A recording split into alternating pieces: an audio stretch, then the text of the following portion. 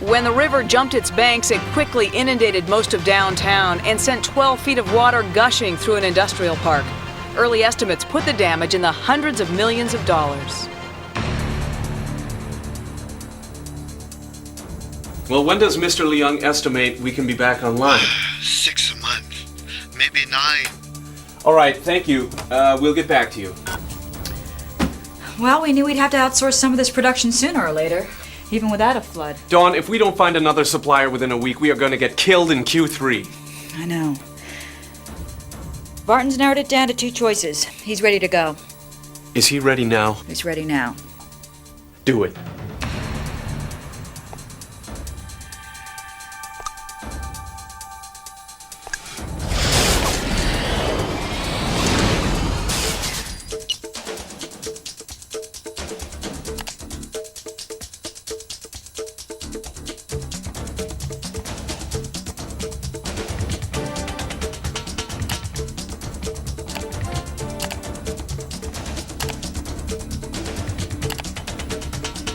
Hey, Barton, the mailroom needs that proposal.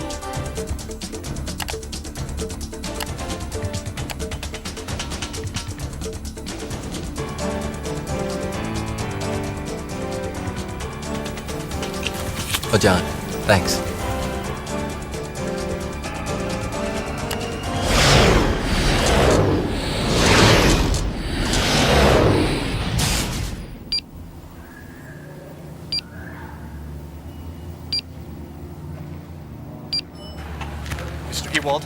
Mr. Ewald, you know that flood in Quanjin? Yes, and your point is? Well, it pretty much destroyed CMI's production line. Oh, well, I'm going to have to give Phil a call. They're going to need our help again. Should I get him on the line right now? I'm late for my 4 o'clock. We'll get him Monday. Mr. Ewald, but Mr.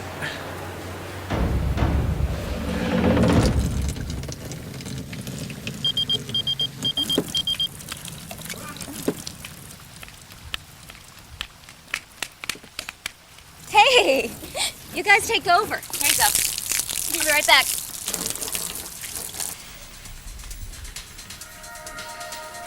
Oh, this is great. Glad I was hooked up to this email notification.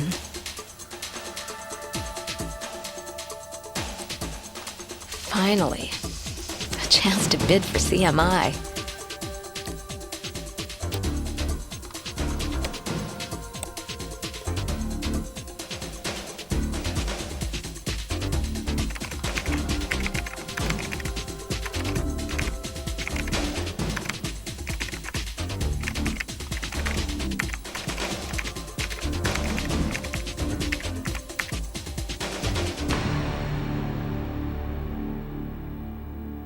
First of all, thanks, everybody. I really hate to disturb your weekend. Well, good morning, Jerry.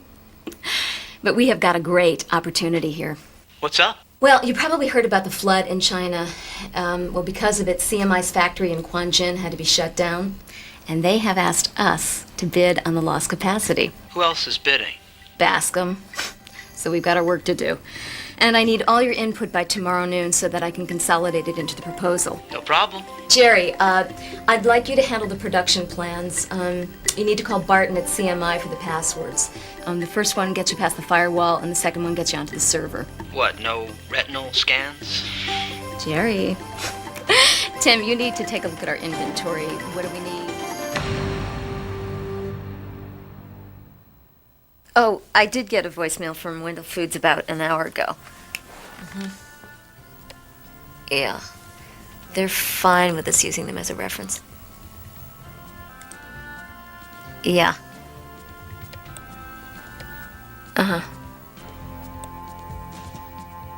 Yeah. Okay.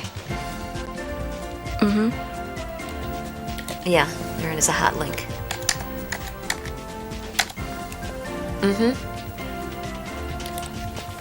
So listen, I think if we can get this to CMI by Sunday.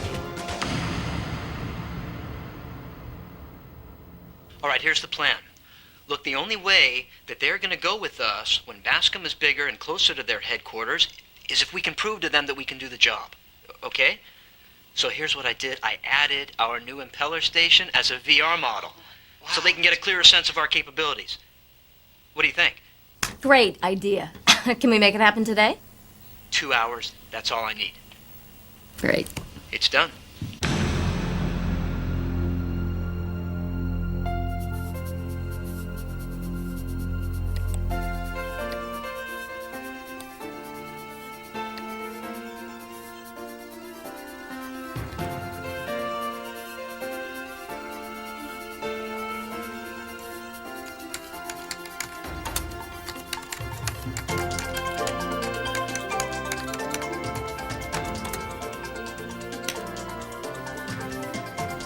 Heartwood Manufacturing appreciates the opportunity.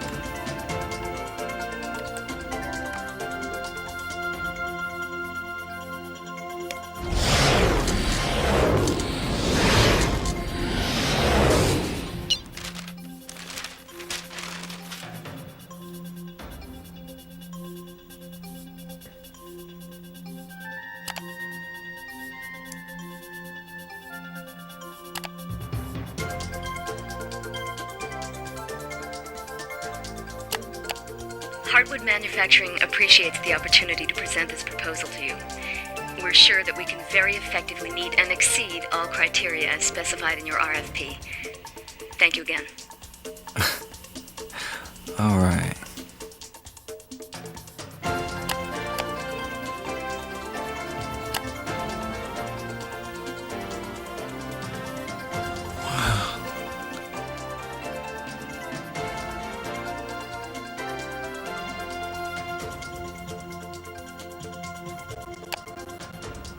They are gonna love this back at the office.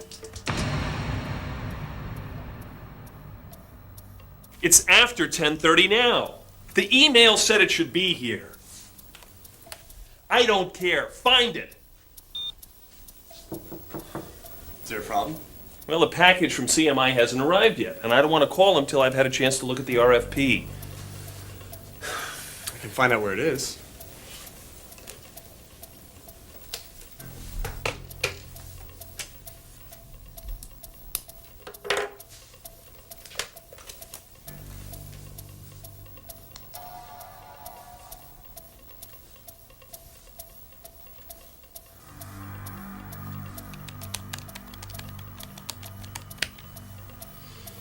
Okay. Here we go. It says here it was signed for at 10:04 by somebody named Mullen or Miller or something. I'll run down to the mailroom and find it. Wait. Is it really that easy? Yeah, it's a Mac. Well, wait a minute. If you can get all that stuff on here, can't you get to CMI's page where their RFP is? Oh, absolutely. Well, with a couple of wired guys like us, how can we lose? We can't. Oh, no, absolutely. I mean, Bascom's a solid company. I'm sure they'll come back with a good counter. But this outfit in Iowa that Barton found is not only ready to sign the contract guaranteeing us the yields we're after, but they've shown us exactly how our job will run at their facility. Can they be ready to ship product by the end of the month? We're going to need that. Yep. Let's take advantage of it. I will have them here tomorrow. Great. Phil, it's Mike Ewald from Bascom. I'll take it. Phil, it's Mike Ewald. Listen, we were sorry to hear about the trouble at your plant, but we got your RFP this morning, and, you know, I was thinking maybe we should get together later in the week and we... What? What? But Phil, who the heck is Heartwood? Yeah, you know, Bascom is the way the companies usually work. It's a well-efficient, organized company. People know their lines of authority. I'm sure it's very well run. But it's the old era. Now, Heartwood, they have their act together. That's a modern company. What they understand is true interaction. The interaction among them as commercial enterprises is typical, not even of the distant future, but of where we are already. The world is moving away from the Bascoms and moving to the Heartwoods, where companies that find effective ways to use these new technologies to get their message across, to collaborate more effectively, are going to be the winners in the future. The cost of not being involved is extremely high, extremely high. I mean, we saw it in the example of the film. It's going to be lost business. That's the virtue of these new technologies. Hartwood understood the game. Bascom, they're dead. Managing legacy systems in a company today is just too expensive. Every time you want something out of it, you have to write a special application. And now with just generic low-cost tools, we can work with that information, integrate it with other information, and solve that problem once and for all. Intranets, look, are just a new way of allowing people in the company to access internal information of all sorts. It's just an extremely efficient, relatively low cost, and easy way of achieving what was somewhat more awkward and difficult in the past. But the net result is not simply a quantitative change, but a qualitative change. Business today is performed by teams that aren't located in one place. Companies are spread out all over nations, all over the world. The internet is beginning to allow companies to form virtual teams that work on a task together. The new technologies are really going to dramatically change the way we do business.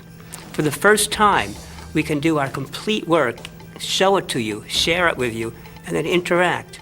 I can't imagine a business that will not be affected by this. Frankly, I can't imagine a life that isn't going to be affected by this. What's the internet going to look like 10, 20 years from now? Well, at one level, that's easy. It's going to look very different than today. What I expect to be happening in the internet the next few years is that commerce is going to be real. People will transact business on the internet. You'll find your customers there, and they'll be able to buy things from you online. So all forms of commerce, of retail particularly, are going to be radically transformed. Imagine having a central medical facility and the ability of someone out in a small remote area to send a video of the symptoms of the patient, of the problems.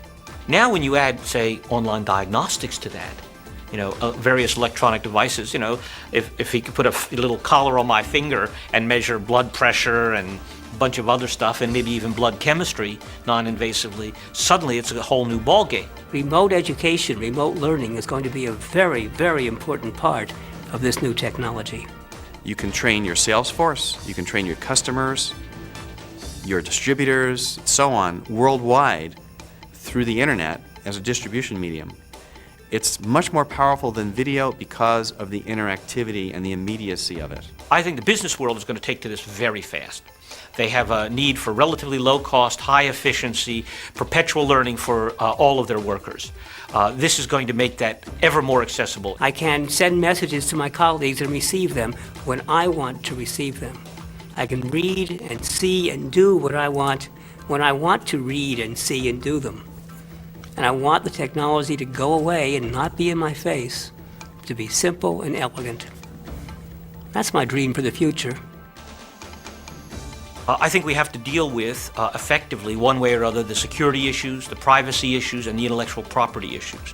People need to feel safe when they're on the internet. We need security that people can understand and believe in. Now, it isn't that the security isn't a big issue. It's a big issue. I mean, it's a big problem. I don't mean to say it isn't. But the solution is not cutting oneself off from the world. The solution has to do with a whole bunch of other practices and procedures inside the company and how one manages one's relationships and one's networks. But it isn't about cutting oneself off. Like all infrastructures, this one is going to cost a lot of money, measured in the billions of dollars. How are we going to pay for it? We'll have to be paid for, and in the end, it's always the consumer who will have to pay for it. Now, if we do it right, it will be invisible. They're all the costs of learning in a very, very rapidly changing environment. The costs of not doing it are finding oneself increasingly isolated. It doesn't matter whether you're in a remote village in Botswana or high in the Himalayas, you're going to be able to communicate with a satellite and broadband access. That will change things fundamentally.